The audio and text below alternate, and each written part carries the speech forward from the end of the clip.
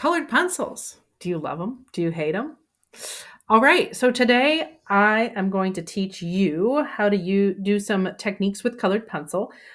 So today we're going to use a variety of colored pencil colors. So collect whatever you have in your house. I'm also going to need my sharpener with me. And I'll also show you some techniques that use watercolor markers and some rubbing alcohol or uh, some oil if you have that around the house. So go ahead and collect your supplies that you need and we'll get started. So to start out, I am going to just talk to you about just how you're holding your pencil. So when you're holding your pencil straight up and close, you can tend to get really nice quality lines and dark impressions.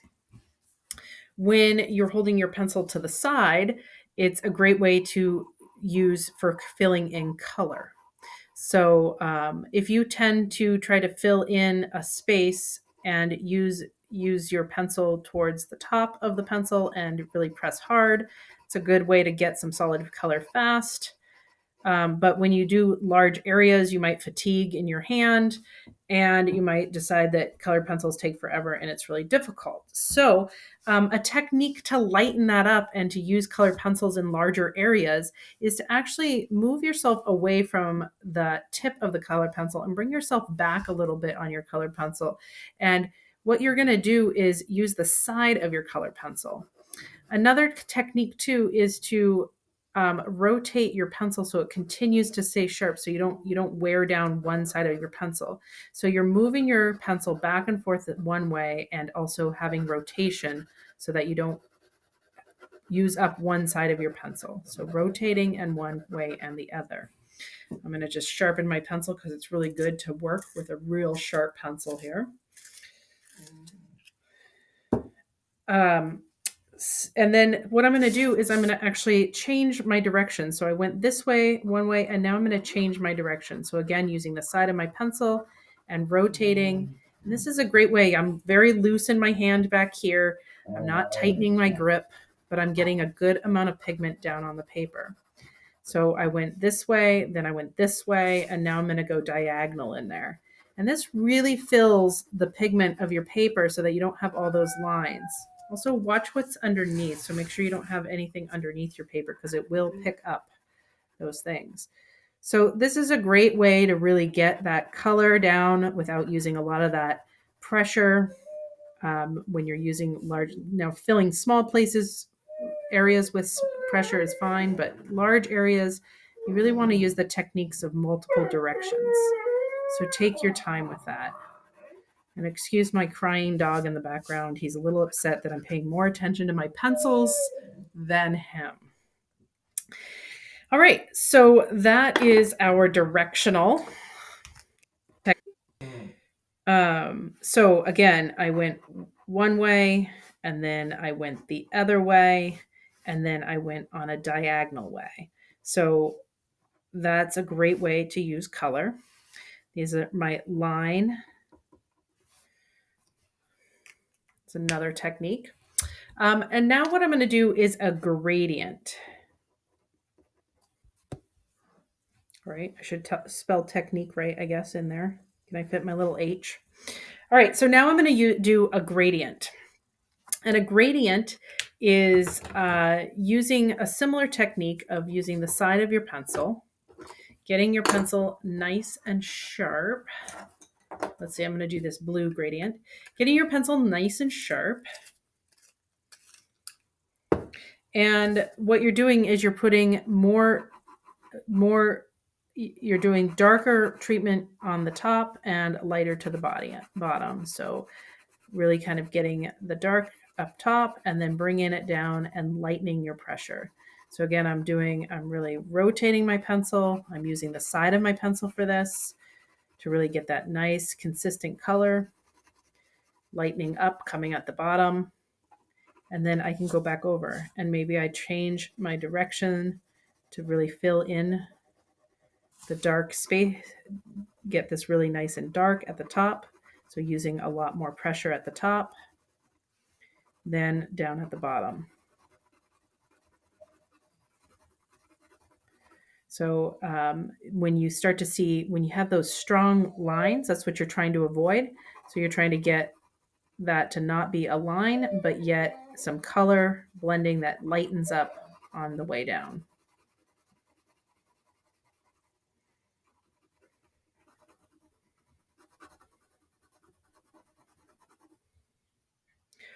All right, so that is a gradient technique.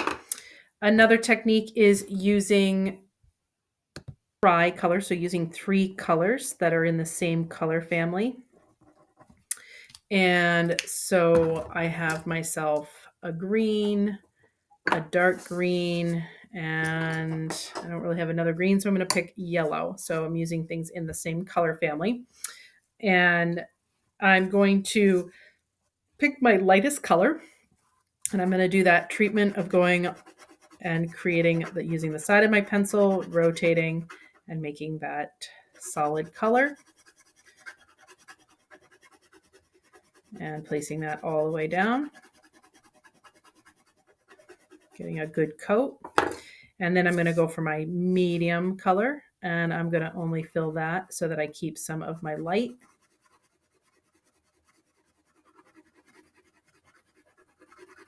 Again, I'm rotating my pencil.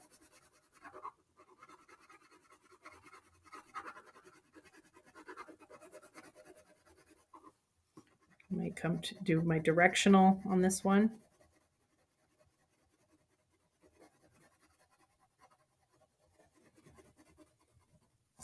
And then I'm going to go in with my darker at the bottom.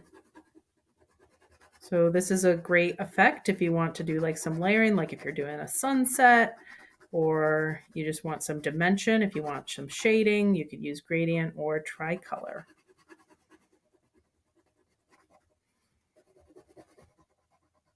And you can see that, adding layers to your colored pencil really allows you to get that real depth that you might not get by just having that one color down. By having all those 3 layers under, it really creates a great amount of depth in your work. All right, my next one is adding white. So with white, it's a great way to really get some good blending. So again, I'm going to take and put my color down by using my rotation and getting a good amount of color down on my paper. And I'm going to just use one direction for this. And then I'm going to take my white and go right over the top of that. And what's nice about the white is it really gets this nice blended effect. So it will lighten up your color, but it will also give a great blending that you really can get more of a solid color with that. And a good layer. Now I could also go an opposite direction to really kind of get my grain of my paper to move and create that a different way. So you can see you can really lighten a tone of a color by just adding white. If I were to, take that again and go one way and get maybe my directional technique in to see how that changes with a very solid color. So really get that solid color in.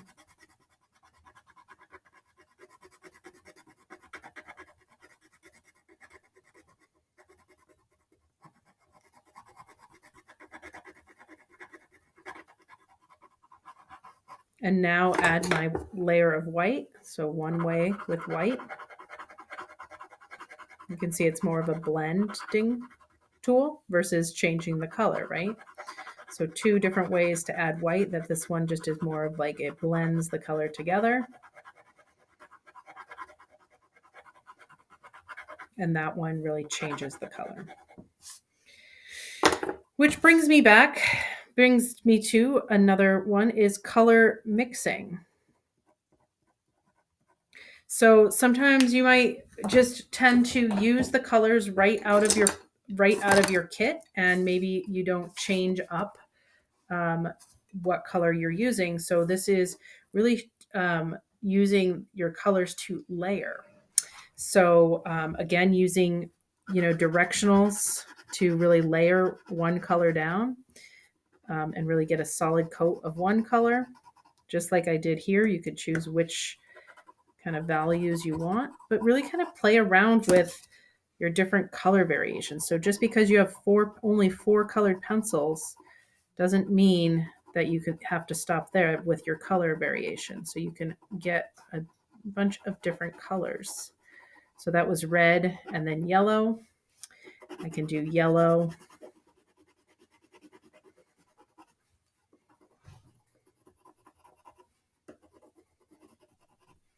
And then red.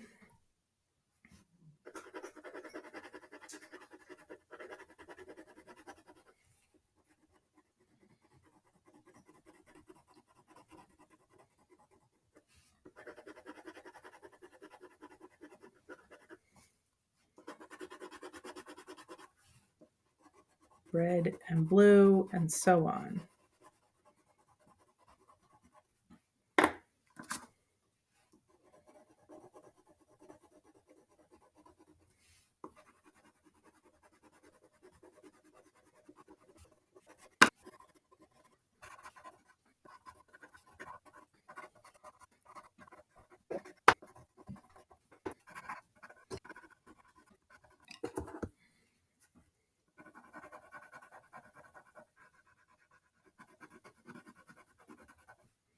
All right, so how many colors can you get out of your colored pencils that you have? So you can see I put four colors together there. You can put two, you can put one, two, three. The way you layer it, so this was red on the bottom, yellow on top. This is yellow on the bottom, red on top. So you can see that they're two different colors. So the way you put your colors down will vary too. Okay, and so the next piece is called scumbling. And you've probably done scumbling before. It is really just moving your pencil around and circular motions. So this is a great way to, again, another way to fill color like we were doing with the directional motions. And my dog is still whining in the background for me. So another good way to fill in color and really kind of get that waxy appearance that you want in a colored pencil. So you just continue to get that out. You can also do the same thing with circular motions. Again, I want to move my pencil. I'm just rotating my pencil again so that I don't have one side getting uneven, right? So I can also do some scumbling over here, and then I could add another color. So another way to layer too and get, a variety of results. So like if you wanted to do grass or things that have like multiple different variations of colors in them, like when you look at a bush, it's just not all one color. Oops, I have some stuff underneath my table, so you also want to be careful of that. You want a nice smooth surface that you're working on. So you can see I can get really nice quality by just continuing to scumble. All right, and the last ones in your drawing are going to be using line work. So getting a nice sharp pencil for this one. You're going to doing some hatching, so cross hatching. And hatching. So this is a great way to add depth and texture to your pieces. Let's see what's a good color here. I'll use blue. So in hatching is just using your line quality and you're just closer. The closer your line is together, the darker your color, and then the further apart, the lighter the color. Now this is really great when you have a real sharp pencil. So really a nice sharp pencil for your hatching and cross hatching. So get that nice sharp pencil. So you really do get those quality lines. So those are some tighter and then looser lines. And then cross hatching is just actually taking and going right across that line work. So moving across that line. So you're actually making little X's almost. So that is cross hatching. So it's a good way, again, to get some color added, but maybe you want a little bit more of a texture of line work in there. You can also do some stippling with tiny little lines. It's another way to create texture. Is just doing tiny little dots. So you might need that for a certain type of texture that you want, and you can just continue working the area with those dots. So closer together, further apart is light, closer together is dark. So you can see you can get a good variety with just colored pencils, a good variety of variations of things to do. All right, so that is the portion of if you just have colored pencils. Next, I'll move on to if you have markers, watercolor, and rubbing alcohol.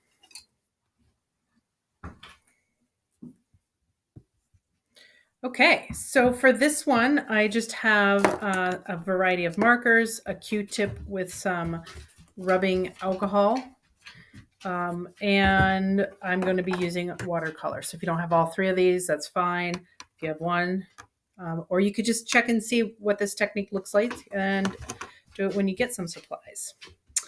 All right, so I'm going to start out with the marker. So marker is great for really kind of getting a little bit of depth. And, you know, sometimes if you don't like the look of the graininess of your colored pencil alone, marker is a great way to do a mixed media effect and get maybe a look that you're going for that's a little different.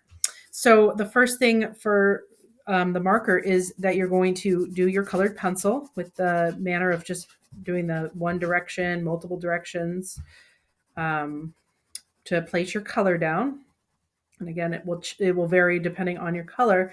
And then using your marker to really go right over the top can really kind of make it almost, you know, like a very nice solid color. So it's not just the marker alone, and it's not just the colored pencil alone, right? You get this nice kind of almost burnished look. So it's a great way to kind of really get that solid color, almost a blending look that you might like the attribute to that versus just on their own. So let's go ahead and do something like some green down.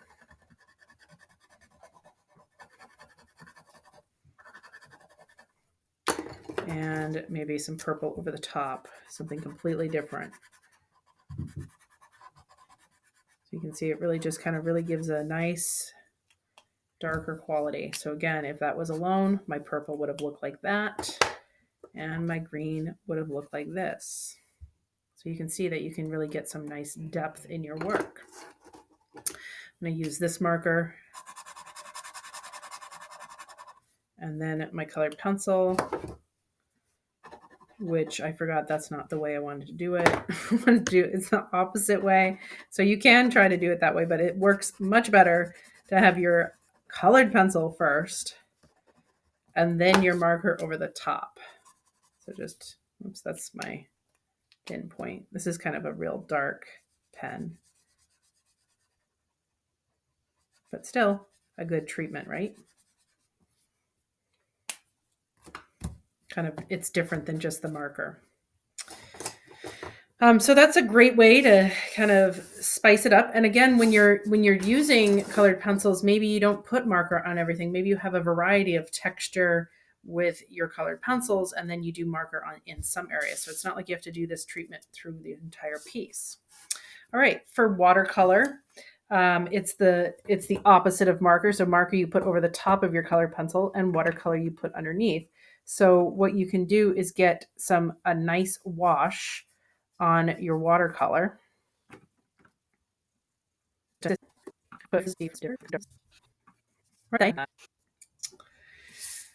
All right. So my my watercolor has dried, so I'm going to go ahead with that one, and I'm just going to go ahead and what I'll show you is that just putting when you put your colored pencil right over the top of watercolor, how it really kind of really shines. So this is over the blue, over the green. So you really have this nice background that's just not this pure white anymore. So it really gives a nice layered effect that allows you to have a little bit deeper, darker colors. Get over that purple. So you can put this nice light wash. You don't need to put a lot of pigment.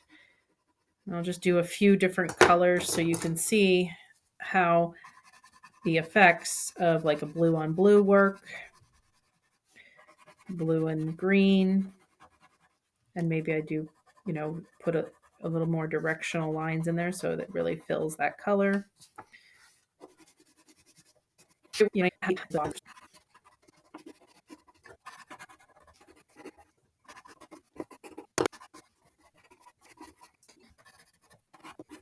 All right, so you can see that using watercolor really defines, like, it depends on the background, right? So like the green and the blue look really good together. This brown really came out well with the green background and the yellow background, yellow and green. I really like this red one, and the pink really came out well along with the brown. And the green kind of really changed a lot. The white came out really good with that background. And in the purple, I think the red and that brown really came out nicely, and the yellow. So, you can play around and kind of see what ones you like, what combinations you like with watercolor and colored pencil. So our last technique that I'm going to show you is using oil or water to create kind of a burnished effect.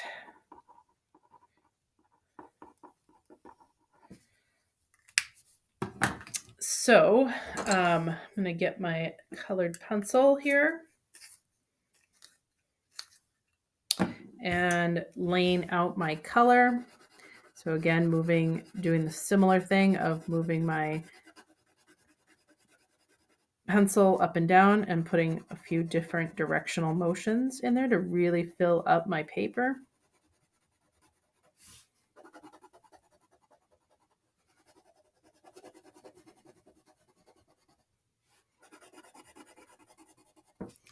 And then I have a Q-tip here that I am going to put a little bit of rubbing alcohol on. You don't need a lot for this, so just a tiny little bit. If you wanted to use a cloth or like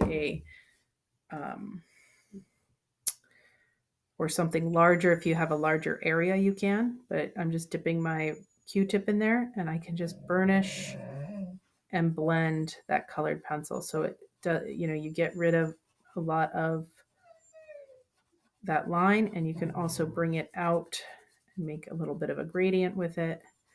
But it just really kind of really kind of blends in your colored pencil from all those different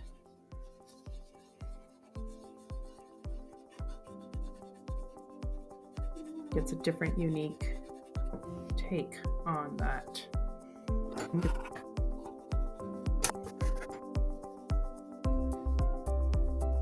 So there you are. So that's using some techniques other than watercolor, so getting mixed media in there. If you're using alcohol, make sure you use a tiny bit and have ventilation. But you also can use the beginning part of just colored pencils. So have some fun. You can play around today by just using these different techniques, or you can come up with a drawing, which is what I'm going to work on next.